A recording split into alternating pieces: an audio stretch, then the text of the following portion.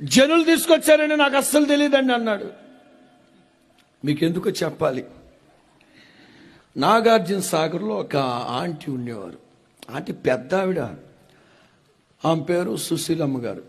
మనం గనక ఏమండి సుశీలమ్మ గారు అమ్మా ఏంటి పాస్టర్ గారు మీరు అలా అంటారు, మరి ఏమనాలమ్మా? సుశాంటి అనొచ్చుగా అంటే బాగోదమ్మా, అమ్మ అంటే ఎంత బాగుంది, లేకపోతే సుశాంటి అనొచ్చుగా. మా ఊళ్ళో మీరు ప్రార్థన పెట్టాలండి అంది. ఎప్పుడు 20 ఏళ్ల క్రితం జరిగిన సంగతి.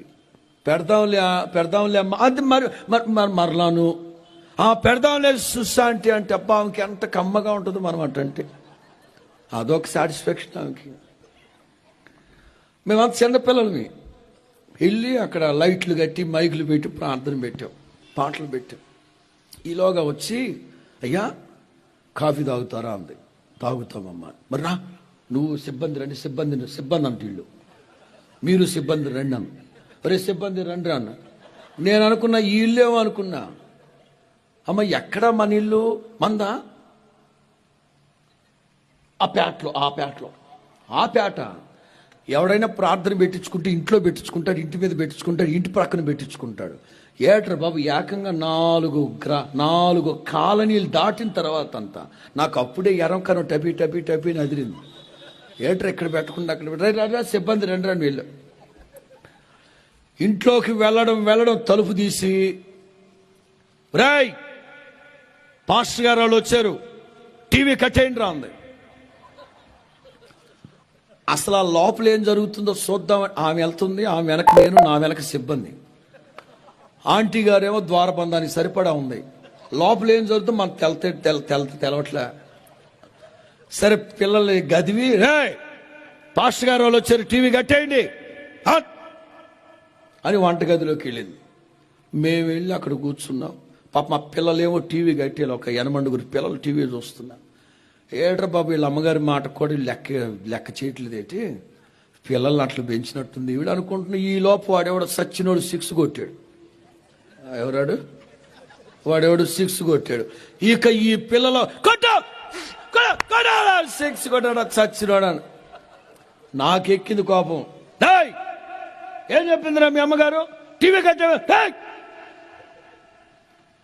ఆ పొట్టిది ఒకటి ఉంది అక్కడ, పొట్టిది.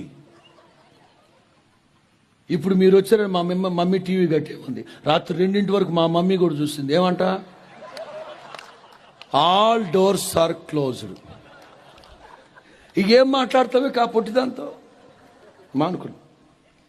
సరే ఇల్లంతా చూస్తున్నా.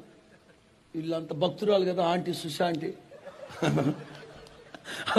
పెద్ద నిలువుటద్దం ఒకటి ఉంది, నిలువుటద్దం. దాని నిండా సినిమా స్టిక్కర్లు అతికిచ్చున్నాయి. రాగానే అడిగి అమ్మ నీతిమంతుల గుడారములలో రక్షణను గూర్చిన ఉత్సాహ సునాద గీతాలు వినబడాలి. మీ ఇంట్లో వినబడలా, టీవీలు రంకిలు. యెహోవా యందలి భయభక్తులు గలవారు పిల్లలు భోజనపు బల్ల చుట్టూ. మరి మీ ఇంట్లో ఏమో కలర్ టీవీ చుట్టూ జిల్లేడు మొక్కల్లా కూర్చున్నారు. అంతా రివర్స్గా ఉంది సబ్జెక్టు. ఇది ఇల్లా లేకపోతే మంగళ కొట్టమ్మా? సినిమా స్టిక్కర్లు, అసభ్యమైన బొమ్మలు ఏంటమ్మా ఇవంటది? అరే నాకు తెలియదండి పాస్టర్ గారి. నాన్న కన్నా ఎప్పుడు అతికిచ్చారమ్మా? పిల్లలు అబద్ధం చెప్పరు, దేవుని స్వరూపులు కదా. మమ్మీ అది అతుక్కోపోతే నువ్వేగా బంకిచ్చింది అన్నాడు వాడు.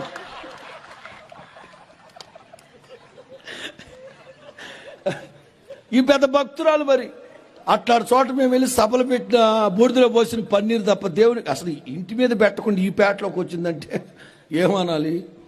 సౌలా ఎవరు తెచ్చా? నాకు తెలదండి బాబు, ఈ కుర్రోళ్ళు ఎవరో తెచ్చేసారు. అక్కడ కలిసి తెచ్చారని ఉంది అక్కడ. అయినా మా కోసం తెచ్చుకుంటాం ఏంటండి? నీ దేవుడైన యెహోవాకి. ఒరే మాట మారింది, పద్ధతులు మారాయి, క్రమం మారింది, నీ కౌంట్ డౌన్ మారింది. మాట వినుట శ్రేష్టమా, బలులర్పించడం శ్రేష్టమా? నీ ప్రవర్తనలో మారు మనసు రావట్లేదు కనుక నీ సింహాసనాన్ని దేవుడు స్థిరపరచాలనుకున్నాడు. నిలబడదు. నా దేవుని ప్రియులారా, అనేక మంది ఆత్మీయుల కుటుంబాలు సాక్ష్యం లేక, వాక్యానుసారమైన జీవితం లేక కట్టడలు, శాసనాలు, ఆజ్ఞలు అనుసరించి నడవ. అదే కీర్తనాకారుడు అంటాడు, ఆహా నీ కట్టడలను అనుసరించి నా ప్రవర్తన స్థిరపడుంటే ఎంత బాగుండేది, నాకు అవమానం కలక్కుండేది. బోయజ్ అంటారు, ఋతు నీ మునుపటి సత్ప్రవర్తన కంటే వెనకటి సత్ప్రవర్తన మరెక్కువగా బాగుందమ్మా. సో నీవు చెప్పినదంతా నీకు చేస్తాను. హల్లెలూయా.